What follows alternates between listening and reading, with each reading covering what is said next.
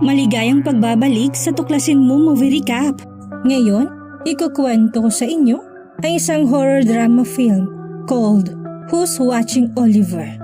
Ito ay tungkol sa isang nerd na lalaki na nag-uuwi ng magagandang babae sa kanyang bahay para pahirapan at paslangin. Ano nga bang istorya sa likod nito? Kaya wag na nating patagalin pa at umpisahan na natin ang videong ito. Sa simula ng pelikula ay may lalaking nagngangalang Oliver. Mag-isa lamang siyang naninirahan sa kanyang bahay sa bansang Thailand. Meron siyang isang box na naglalaman ng kanyang mga gamot at tuwing alauna, nakikipag-video call sa kanyang ina para kamustahin siya. Sinabi ni Oliver sa kanya na sobrang init doon ngayon. Sinabi naman sa kanya ng ina niya na meron siyang alam na gamot para sa init. Sinabi din ito kay Oliver na dalhin ng isang babae sa kanyang bahay at sasabihin niya kung ano ang dapat gawin dito. Kinabukasan, nang magising si Oliver, naghanda siya para sa araw na yun. Sinuklay niyang buhok niya gaya ng pagsuklay ng kanyang ina noong bata pa siya. Pagkatapos nun, uminom siya ng gatas at para siyang 12 taong gulang na bata lamang. Lagi siyang may dalang kamera dahil itong kinabubuhay niya at habang nasa daan siya, kumukuha siya ng mga larawan at nang makababa siya, humanap siya ng babaeng pwede niyang iuwi sa kanyang bahay. Umupo siya sa parket, inabot na siya ng dilim doon. At habang naglalakad siya pauwi ng bahay, may nakasalubong siyang isang prostitute at kahit pa napakaganda nito hindi niya ito pinansin. Nagpunta si Oliver sa isang bar at may nakita siya doon na isang babae. Nagustuhan niya ito kaya agad niya itong nilapitan. Sinabi niya sa babae na napakaganda niya. Sinabi naman sa kanya ng babae na sana'y ganun din ang tingin niya sa kanya. Sinabi sa kanya ni Oliver na marami siyang drugs sa kanyang bahay at kung gusto daw nito ng drugs, kailangan niya sumama sa kanya. Nang marinig yun ng babae, nagpasya nitong sumama sa kanya. Nang makarating na sila sa bahay, agad niya binigyan ng droga ang babae. Agad namang sininghot ng babae ang binigay niya. Nagpunta naman si Oliver sa banyo para alisin ang kanyang damit at nang makabalik siya sa babae, ka-video call na niya ang kanyang ina. Tinabi sa kanya ng ina niya na napakaganda ng babae. Agad na inutos ng ina ni Oliver sa kanya na pagsamantalahan niya ang babae. Itinali ni Oliver ang babae sa kanya ito pinagsamantalahan.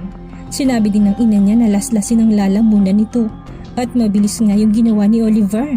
Kontrolado siya ng kanyang ina at lahat ng inuutos nito ay ginagawa niya.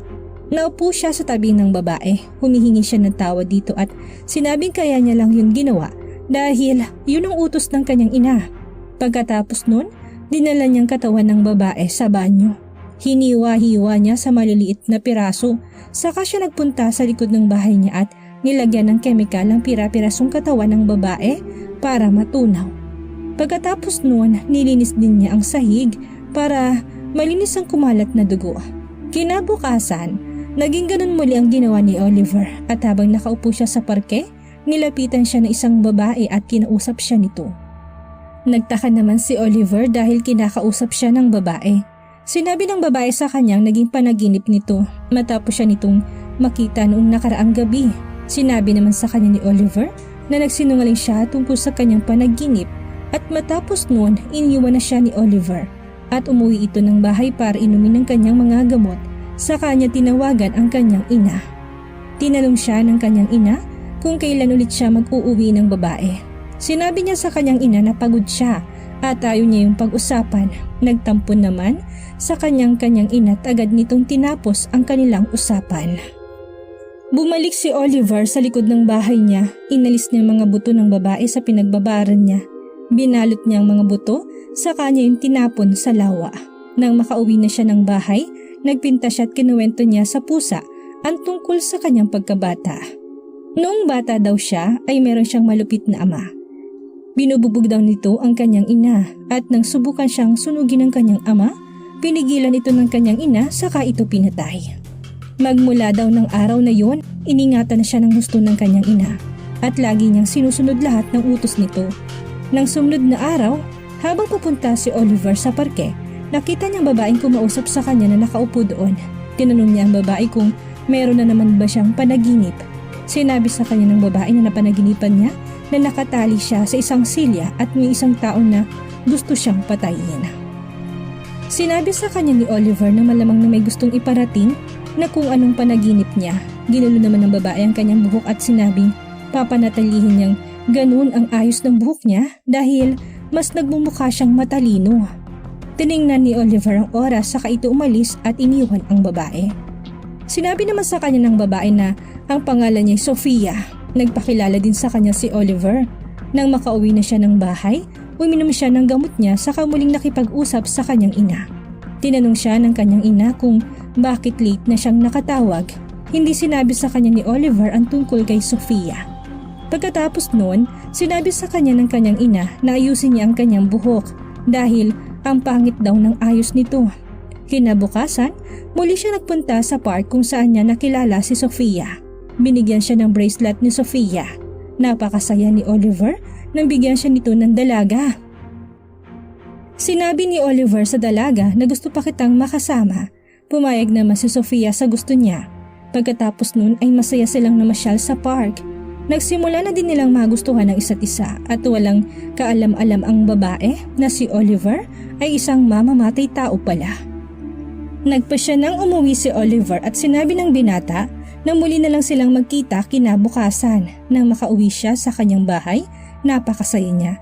Dahil ngayon ay hindi lang pusa ang meron siya, meron na din siyang girlfriend. Nasabi din niya na bakit kailangan pa niyang kanyang ina samantalang wala naman itong ibang pinapagawa sa kanya kung hindi kasamaan lang. Nagpa siya din si Oliver na hindi na niya gagawin ang anumang ipag-uutos ng kanyang ina at sasabihin niyang gusto niyang mamuhay ng normal gaya ng ibang tao.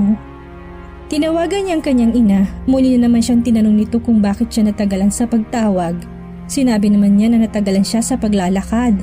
Pinagalitan siya ng kanyang ina at sinabing mag-uwi na ng babae dahil gusto niyang muli na manood. Gustong tumanggi ni Oliver ngunit natatakot siya dito at dahil doon nagsimula na siyang umiyak.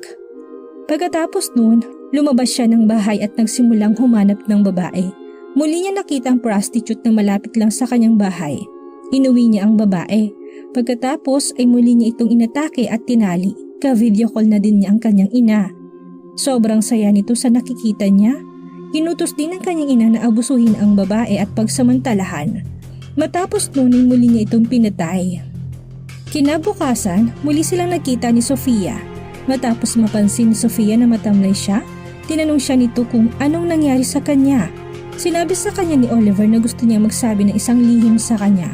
Mayroon daw siyang ina na palagi siyang kinukontrol at dahil sa kanyang ina, nagiging masamang tao siya. Sinabi naman sa kanya ni Sofia na gusto din niyang magsabi ng isang lihim sa kanya. Siya daw isang miyembro ng kulto na pumapatay ng mga tao. Nakikita niya mga taong pinapatay sa kanyang harapan.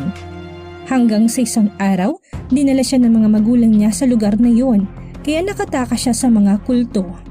Matapos yun marinig ni Oliver, nalungkot siya para sa babae. At nang maubos ng kanyang oras, sinabi nito sa kanya na magkita silang muli kinabukasan. Nagtaka naman sa kanya si Sofia at iniisip kung saan ba ito nagpupunta, kaya nagpasya siyang susundan niya si Oliver. Sinundan niya ito sa kanyang bahay. Sa loob ng bahay, nakikipag-usap muli si Oliver sa kanyang ina. Sinabi niya sa ina niya na may babaeng nagmamahal sa kanya at minamahal din niya ito. Sinabi naman sa kanya ng kanyang ina na lahat ng babae ay manloloko, kaya hindi niya dapat mahalin ng babaeng yon at makinig lamang daw ito sa kanya at wala daw babaeng makakatapat ng pagmamahal niya sa kanya. Sinabi sa kanya ni Oliver na ibang babaeng minamahal niya dahil binabago daw nito ang buhay niya. Sinabi sa kanya ng kanyang ina na manahimik siya at humanap na ng babaeng mapaglilibangan niya. Matapos yun marinig ni Oliver, nagmamadali siyang umalis at nakalimutan niyang inumin ang kanyang gamot. Tahimik naman nagmasid sa kanila si Sofia. Sinundan niya si Oliver at nakita niya itong pumasok sa loob ng bar.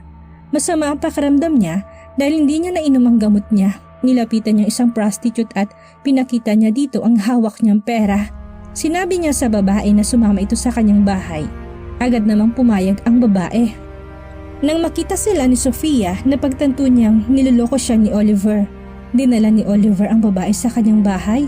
Galit na galit siya dito at may dala siyang kutsilyo. Pinagsasaksak din niyang babae dahil sa sobrang galit niya. Sinubukan naman tumakas ng dugo ang babae. Kinantahan siya ng kanyang ina at sinabi nito na inumin ng kanyang gamot. Kinuha naman ni Oliver ang gamot sa kanya ininom at kumalma na siya. Nilapitan ni Oliver ang babae saka siya humingi ng tawad dito. Hindi daw niya yun ginawa dahil may iba siyang layunin. Sinabi din niya sa babae na kalimutan niya nang nangyari. Sinabi ng babae na tutulungan siya at dadalhin siya sa ospital. Sinabi naman sa kanya ni Oliver na hindi niya maaring gawin yon at maya-maya sinakal niya ito hanggang sa mawala na ito ng hininga. Muli niyang pinagpira-piraso ang katawan nito at nilagyan ng kemikal. Nakita naman ni Sofia ang lahat ng nangyari. Masama ang loob niya kay Oliver dahil ito pala isang serial killer. Kinabukasan, dumating si Oliver sa tagpuan nila ni Sofia. Sinabi sa kanya ni Sofia na sinundan siya nito at nakita niya na pinatay niya ang isang babae. Sinabi sa kanya ni Oliver na wala siyang intensyong gawin yon. Sinabi niya na inuutos ng kanyang ina na gumawa siya ng masama.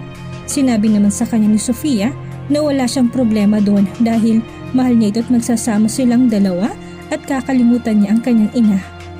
Saka masaya silang nag-ubos ng oras kasama ang isa't isa. Nang makauwi siya, tinatawagan siya ng kanyang ina, ngunit inoff niya ang tawag nito at nagpa siya siyang lalayuan na niya ito. Kinabukasan, masaya siyang gumising dahil magbabago na ang takbo ng buhay niya. Pumunta siya sa park ngunit wala doon si Sofia at nang sumunod na araw, muli na naman siyang pumunta sa park ngunit wala pa din si Sofia. Dumating ulit ang bagong umaga ngunit wala pa din siyang Sofiyang nakikita sa park. Maraming araw niyang hinintay si Sofia ngunit hindi na ito nagpakita pa sa kanya. Umiyak na umiyak si Oliver dahil wala na ang babaeng mahal niya. Dahil sa nangyari, tinawagan niyang kanyang ina. Tinanong siya nito kung nasaan siya ng mga nakaraang araw. Sinabi niya dito na iniwan na siya ng babaeng mahal niya. Muling sinabi sa kanya ng kanyang ina na pare-pareho lang ang mga babae kaya wag daw siyang magtitiwala kahit kanino. Sinabi nito sa kanya na bumalik na siya sa dati niyang ginagawa at dalhan na siya ng isang Asian na babae. Muling sinunod ni Oliver ang utos ng kanyang ina at araw-araw ay nagdadala na siya ng babae sa kanyang bahay. Pinapahirapan niya ang mga ito pagkatapos ay papatayin niya. Isang araw habang hinihiwa niyang katawan ng babae, dumating si Sofia sa kanyang bahay. Nang makita siya nito, humingi ito ng tawad sa kanya. Sinabi nito sa kanya na inilayo siya ng mga magulang niya sa Thailand, kaya hindi siya nakapunta sa kanilang tagpuan. Sinabi niya kay Oliver na mahal niya ito kaya naroon siyang muli. Sinabi naman ng ina ni Oliver sa kanya na huwag makinig kay Sofia. Isinara ni Oliver ang kanyang laptop at nakinig siya sa sinasabi sa kanya ni Sofia. Hinalikan nila ang isa't isa at pagkatapos nun ay may nangyari sa kanila. Nang magising si Sofia sa kalagitnaan ng gabi, nakita niya si Oliver na nakaupot kausap nito ang kanyang ina. Inutos nito na patayin niya ang babae, kaya kinuha ni Oliver ang kutsilyo at inatake niya si Sofia.